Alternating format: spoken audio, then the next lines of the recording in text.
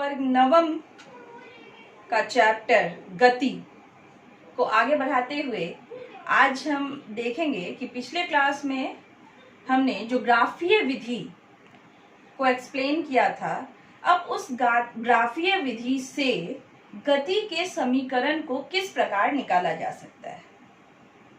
कभी कभी डायरेक्ट यह भी प्रश्न पूछा जाता है कि ग्राफीय विधि से गति का समीकरण निकालें।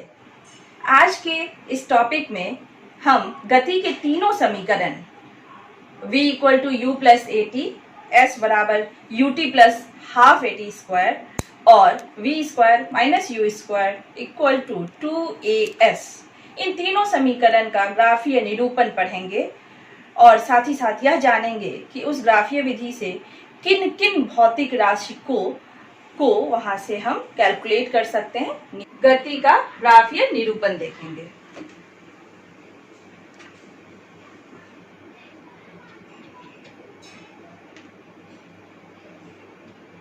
गति के तीन इक्वेशन होते हैं। पहला equation v equal to u plus a t, दूसरा इक्वेशन s बराबर u t plus half a t square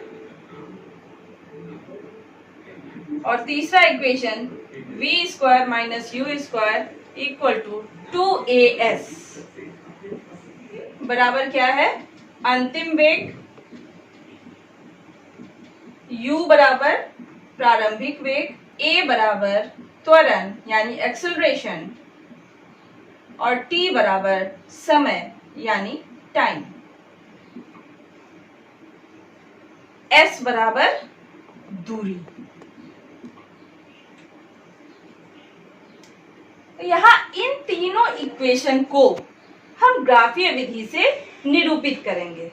सबसे पहला इक्वेशन हमारा है v equal to u plus a t. जो इक्वेशन है v बराबर u प्लस ए टी, यह समय और वेग के बीच के संबंध के लिए समीकरण है। इस समीकरण को ग्राफीय विधि से निरूपित करने के लिए हमें किन किन चीजों की आवश्यकता होगी। v यानी अंतिम वेग, u यानी प्रारंभिक वेग, a यानी एक्सेलरेशन और त्वरण और t यानी समय। यहाँ ग्राफीय विधि में जैसा कि हमने देखा कि y एक्सिस पे हमेशा हम वेग को रखते हैं तथा x एक्सिस पर हमेशा समय को रखते हैं। यहाँ वेग, चूंकि प्रारंभिक वेग क्या है, u, तो यहाँ v प्रारंभिक वेग को u से दर्शाते हैं और इस बिंदु को हम a मान लेते हैं तथा अंतिम वेग जो v है, इस बिंदु को हम b मान लेते हैं। यहाँ क्या वेग है, अंतिम वेग क्या है, v। अब यहाँ b से x एक्सिस के ऊपर एक लंब डालते हैं तथा b से ही y एक्सिस के ऊपर भी एक लंब डालते हैं। b से x एक्सिस पे जो हमने लंब डाला है वह जिस बिंदु पर जाकर कटता है उसे c नाम देते हैं और b से y एक्सिस पे जिस बिंदु पर जाकर यह कटता है इसे d बिंदु कहते हैं। अब a बिंदु से एक समानांतर रेखा समय यानी x एक्सिस के अलॉन्ग एक समानांतर रेखा यहाँ खींचते हैं जो बिंदु E पर जाकर कटता है और यह प्रारंभिक बिंदु यानी O। अब यहाँ ध्यान देंगे हम कि जो B और D है यह क्या है, A और E के बराबर है। सबसे पहले कौन कौन सी यहाँ रेखाएं बराबर है उसे हम पहले निकाल लेते हैं कि बिंदु B और D किसके समान है, A और E के समान है और A और E किसके समान है, O और C के समान है। हम मान लेते हैं कि O से C तक जाने में T समय लगता है, तो OC बराबर यहाँ हम क्या मानेंगे, T। यानी BD किसके बराबर है, एक एक करके सभी चीजों को समझेंगे तो आसानी से हम इसे समझ पाएंगे कि BD किसके बराबर है, AE के बराबर, और AE किसके बराबर है, OC के बराबर, जो किसके बराबर है, T समय के बराबर है। अब पुनः यहां हम देखें कि B से लेकर C तक,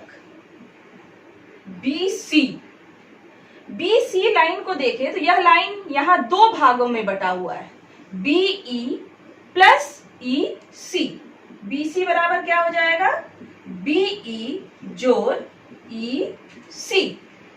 हम यहाँ एक्चुअली ये सब कर क्यों रहे हैं, क्योंकि हमें इक्वेशन लाना है V बराबर U प्लस AT, यानी V और U का मान हमें यहाँ पुट करना है और AT का मान भी निकाल के इसमें दर्शाना है। BE, फिर से हम यहाँ चलेंगे, BE किसके समानांतर है, AD के। BE किसके समानांतर है, AD के। ये दोनों रेखाएं बराबर हैं। BE किसके समानांतर है, AD के। और BC किसके बराबर है, BC बराबर है OD। यहाँ O बिंदु से प्रारंभ है और अंतिम बिंदु क्या है, D, और यहाँ भी B और C। BC किसके बराबर है, OD के। तथा EC किसके बराबर है, OU के। यहाँ O से लेकर A तक का OA, ये इस बिंदु को हमने नाम क्या दिया है, A बिंदु। तो OA किसके बराबर है, यहाँ OA किसके बराबर है, EC के बराबर है। अब पुनः एक बार हम लौटते हैं, यहाँ O से लेकर D तक का मान क्या है, B से लेकर C तक के मान के बराबर। और यह बिंदु, इस बिंदु पर वेग कितना है, V, क्योंकि ये अंतिम बिंदु है जहां वेग क्या है, V, तो यहां भी क्या वेग होगा, V। यानी OD और BC जो बराबर है, यह किसके बराबर है, V के बराबर है। और EC और OU बराबर है, ये किसके बराबर है, OA और EC किसके बराबर है, U के बराबर है। फिर से यहां हम देखें, अगर BC बराबर है BE प्लस EC, BC का मान क्या है, V, यहां से हमने निकाला, और BE का मान हमें अभी ज्ञात नहीं है, प्लस EC का मान क्या है, U। यहां से हम कह सकते हैं कि BE बराबर क्या हो गया, V माइनस U। ये हमारा पहला समीकरण हुआ। BE बराबर क्या हो गया, V माइनस U। और हमने त्वरण चैप्टर में पढ़ा है, त्वरण यानी एक्सेलरेशन में पढ़ा है कि एक्सेलरेशन बराबर क्या होता है, एक्सेलरेशन बराबर होता है वेग में परिवर्तन की दर। वेग में परिवर्तन की दर। वेग में परिवर्तन यहाँ कितना हो रहा है, शुरुआती वेग है u और अंतिम वेग है v। तो वेग में परिवर्तन कितना होगा, v माइनस u।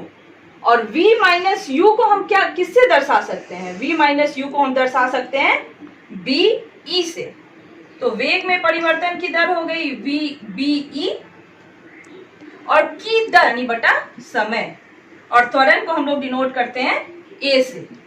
तो A बराबर क्या हो गया, BE बटा T। यहां से हम कह सकते हैं कि BE का मान कितना हो गया, A गुना T। ये हो गया दूसरा इक्वेशन। अब इक्वेशन 1 और इक्वेशन 2 को अगर हम इक्वेट करें, बराबर करें, तो इक्वेशन 1 बराबर इक्वेशन 2। क्यों, क्योंकि दोनों का मान BE है, यहाँ भी BE और यहाँ भी BE। यहाँ BE बराबर क्या है, V माइनस U, और यहाँ BE क्या है, AT। तो यहाँ से क्या हमारा वैल्यू आ गया, V बराबर U प्लस AT। तो इस तरह यहाँ हम इस ग्राफ की मदद से कह सकते हैं कि V बराबर U प्लस AT, जहाँ V क्या है अंतिम वेग, U क्या है प्रारंभिक वेग, A त्वरण यानी एक्सेलरेशन और T समय। अब दूसरा जो हमारा इक्वेशन है वह है दूरी और समय के बीच में समीकरण।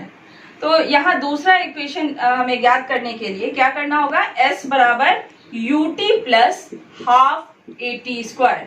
इस इक्वेशन को यहाँ हमें प्रूफ करना है इस ग्राफ की मदद से। पुनः उसी ग्राफ को हमने यहाँ लिया है, क्योंकि हम जानते हैं कि कहीं भी किसी भी ग्राफ का, वेग समय ग्राफ का दूरी बराबर क्या होता है, अगर हमें ये ग्राफ दिया हुआ है तो दूरी बराबर क्या हम निकाल सकते हैं, वेग समय ग्राफ का क्षेत्रफल। वेग समय ग्राफ के द्वारा जितना स्थान घेरा गया है उसका क्षेत्रफल, या इससे हम दूरी का मान निकाल सकते हैं। यहाँ जो वेग समय ग्राफ है उसके द्वारा A बिंदु से B बिंदु तक हम जा रहे हैं, तो उसके द्वारा जो क्षेत्रफल घेरा गया है वह क्षेत्रफल क्या है, ABCO। तो यह क्या हो जाएगा, चतुर्भुज यानी रेक्टेंगल OABC का क्षेत्रफल।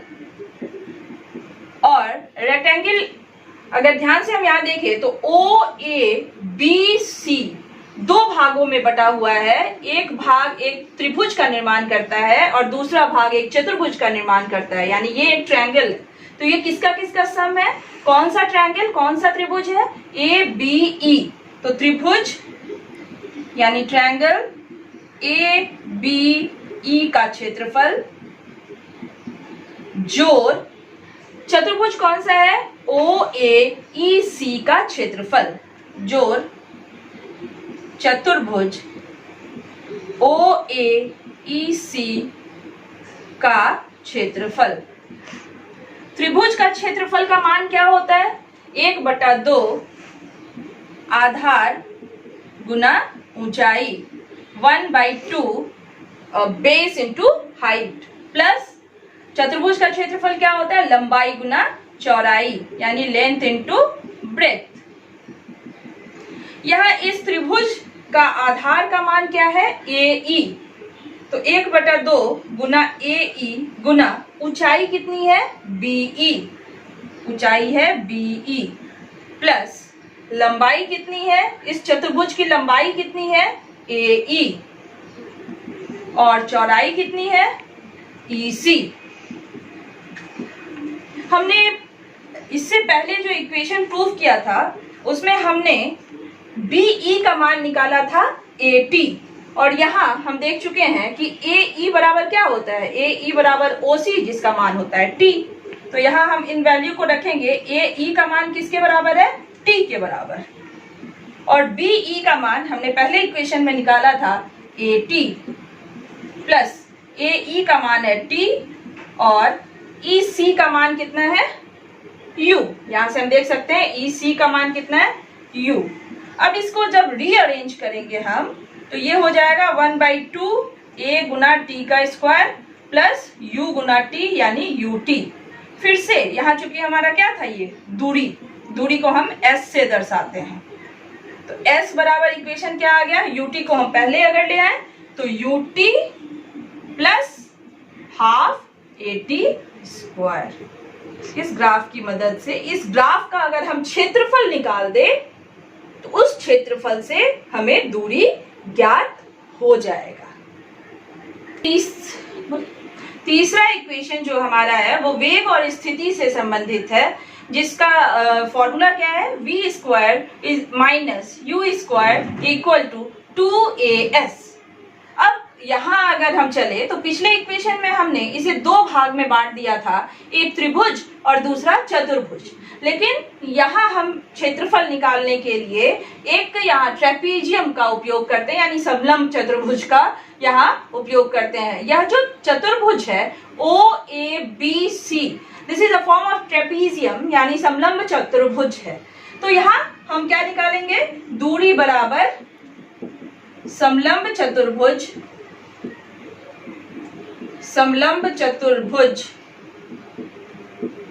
OABC का क्षेत्रफल।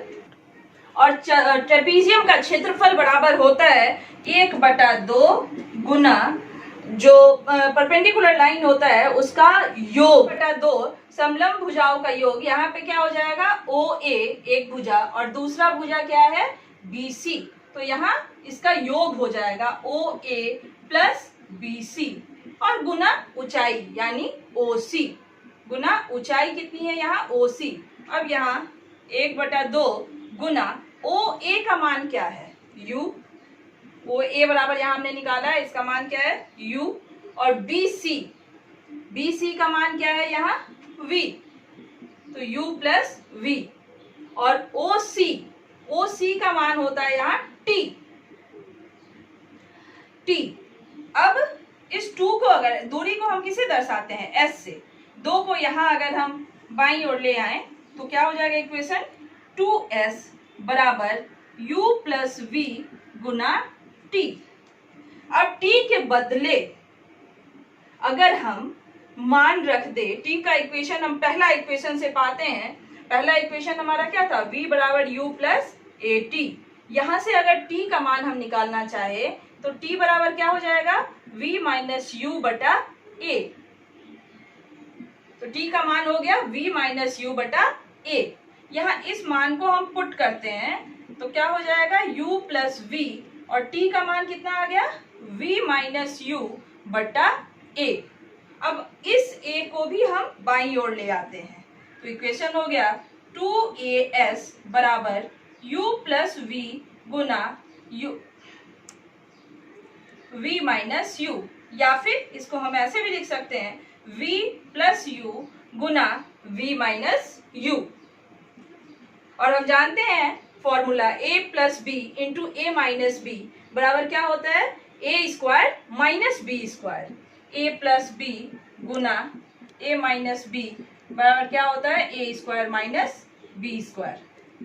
तो यहाँ इस फॉर्मूला को यहाँ पुट करते हुए 2AS बराबर क्या हो जाएगा, V square minus U square. इस इक्वेशन को हम इस तरह से लिख सकते हैं। हमारा जो तीसरा इक्वेशन है कि 2AS बराबर V square minus U square या V square minus U square बराबर 2AS, ये इस ग्राफ से प्रूव्ड हो गया। अगर हम इसे समलंब चतुर्भुज लेकर माने और तब उसका क्षेत्रफल निकाले तो ये हमारा ग्राफ इस विधि से प्रूव हो सकता है, ये इक्वेशन हमारा इस ग्राफीय विधि से निकल सकता है। आज का प्रश्न,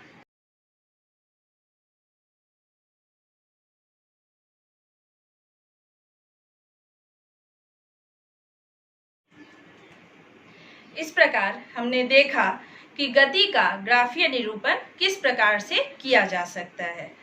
और अब हम अगले क्लास में दूसरे पाठ का आरंभ करेंगे। इस चैप्टर से रिलेटेड जितने भी न्यूमेरिकल के प्रश्न हैं वो प्रश्न मैं अभी आपसे शेयर कर दूंगी। अगर उसमें कोई भी प्रॉब्लम होती है तो आप उसे पूछ सकते हैं। पिछले क्लास में वैसे गति का इक्वेशन में मैंने न्यूमेरिकल बताया था, लेकिन फिर भी अगर समस्या होती है तो आप प्रश्न पूछ सकते हैं।